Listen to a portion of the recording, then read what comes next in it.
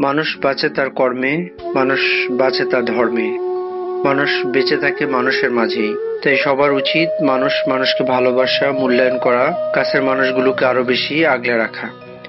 তো যাই হোক, আজকে আমরা একটা ফ্যামিলি ট্যুরে বের হলাম।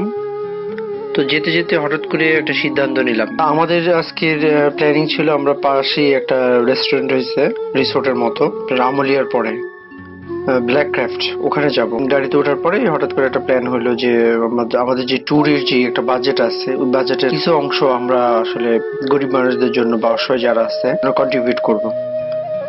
তো যে কথা সেই কাজ। তো আমরা চলে গেলাম হচ্ছে আলম রেস্তোরাঁতে। যেহেতু আশেপাশে রেস্টুরেন্টের মধ্যে মোটামুটি আলম রেস্টুরেন্টটা কোয়ালিটি ভালো বলা যায়, বাকিটা আসলে ডিপলি জানি না। তো যতটুকু দেখে আমার মনে হয় যে খারাপ না। তো আলমসে যাওয়ার পরে দেখলাম যে ওখানে অনেকগুলা আইটেমে আছে, খাবারের মধ্যে বিরিয়ানি আছে, তেহারি। তো এর মধ্যে দেখলাম যে খিচুড়িটা একদম ফ্রেশ আছে, গরম গরম খিচুড়ি ওরা নিয়ে আসলো। তো তো সিদ্ধান্ত নিলাম যে খিচুড়ি দেওয়া যায়। তো আমরা এর মধ্যে কথাবার্তা বলার মধ্যে ওদের যে ম্যানেজার আছে উনি চলে আসলো। তো আমি বললাম যে এর মধ্যে কি কি আছে। খিচুড়ির মধ্যে ডিম হয়, আর হচ্ছে আপনার একটা লেগ পিস বা একটা চিকেন পিস থাকবে।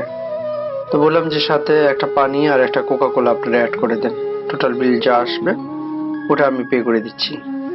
তো যথারীতি বেশ কিছু প্যাকেট ওরা রেডি করে ফেললো, প্রায় 15 প্যাকেট 16 প্যাকেটের মতো। তো বিল টিল দিয়ে আমি যখন বেসিক্যালি বের হই, তো দেখলাম যে প্যাকেট দেখে আশেপাশে যারা আসছে অনেকে চলে আসলো। তো এর মধ্যে জীর্ণ শীর্ণ গায়ের একটা ছেলে দেখলাম। তো ও এসে বললো, স্যার 1 প্যাকেট বিরিয়ানি দিবেন। বললাম তোমার নাম কি? বললো আমার নাম সবুজ।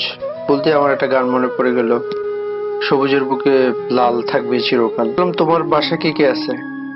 ছেলেটা বললো আমার মা নেই, বাসায় সৎ মা প্রায় ছেলেটাকে কারণে অকারণে মারধর করে। কথাগুলো বলতে বলতেই ছেলেটার চোখের কোণে খানিকটা জল চলে আসলো। আসলে মানুষের কষ্ট অনেক সময় মানে লুকানো যায় না।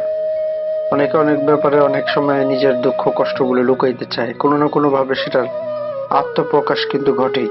তো পাশেই আরেকজন বৃদ্ধ চাচা ছিল, দেখি বোঝা যাচ্ছে যে বয়সের কাছে এক পরাজিত সৈনিক। চাচার অবশ্য 3 মেয়ে আছে, সকলের বিয়ে হয়ে গেছে। বিয়ের পরে সবাই সবার সংসারে নিয়ে ব্যস্ত, বেশ সুখে সংসার করতেছে, কিন্তু এখন কেউই চাচার খবর রাখে না। মানে সব থাইকেও এক প্রকার নাই, অসহায়, অসহায়ত্ব। তো যে মানুষটা সারা জীবন সবার জন্য করছে, একটা সময় এসে সেই মানুষটা সবার পর হয়ে গেল। আসলে এটা হচ্ছে প্রকৃতির খুব নিষ্ঠুর একটা বৈষম্য। যাই হোক, একটা জিনিস দেখলাম যে আমাদের দেশে সবকিছুর মধ্যে অনেক বেশি বৈষম্য। এটা অন্য কোনো দেশে এমনটা হয় কিনা আমার জানা নাই। বাংলাদেশের সবচেয়ে ধনী 10% মানুষ দেশের 38% সম্পদের মালিক, আর সবচেয়ে গরিব 10% মানুষের কাছে মাত্র 1% সম্পদ আছে। অবাক করার মতো বিষয়ে বিশ্বের সবচেয়ে গরিব থাকে 5টি দেশে। এই 5টি দেশ হচ্ছে Bangladesh, Bharat, Nigeria, Congo, Ethiopia. বাংলাদেশে 1,62,00,000-এর মতো মানুষের দৈনিক আয় $1.10। দারিদ্র্য রেখা অনুযায়ী যাদের আয় $1.10-এর নিচে, মূলত তারাই হচ্ছে দরিদ্র মানুষ।